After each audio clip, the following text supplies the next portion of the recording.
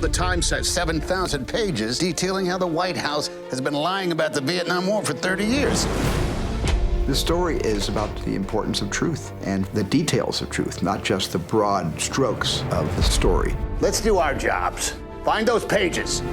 This is really the story of Kay Graham, played by Meryl Streep, coming to grips with what her place is going to be in the grand history of the Washington Post. She was the first woman to lead a Fortune 500 company. So you can see pictures of her with all the men around her, and she's the only woman in the room. 1971. She has been running it for 8 years. But my mother was fearful that she would make a mistake and destroy the company. Kay, people are concerned about having a woman in charge of the paper, that she doesn't have the resolve to make the tough choices. Thank you, Arthur, for your frankness.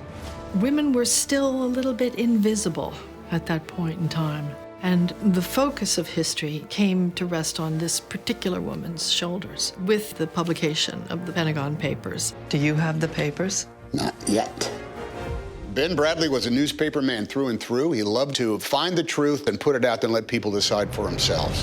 You're talking about exposing years of government secrets. The way they lied, those days have to be over. There's this quote from Ben that the truth, no matter how painful, is never as bad as a lie. If we don't hold them accountable, who will? We can't hold them accountable if we don't have a newspaper. She had immense respect for him, and he trusted and respected her, and therefore it worked. If the government wins, the Washington Post will cease to exist.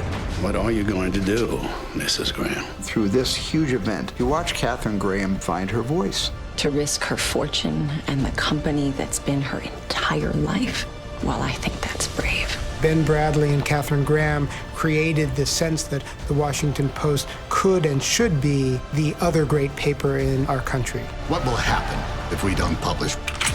We will lose. The country will lose.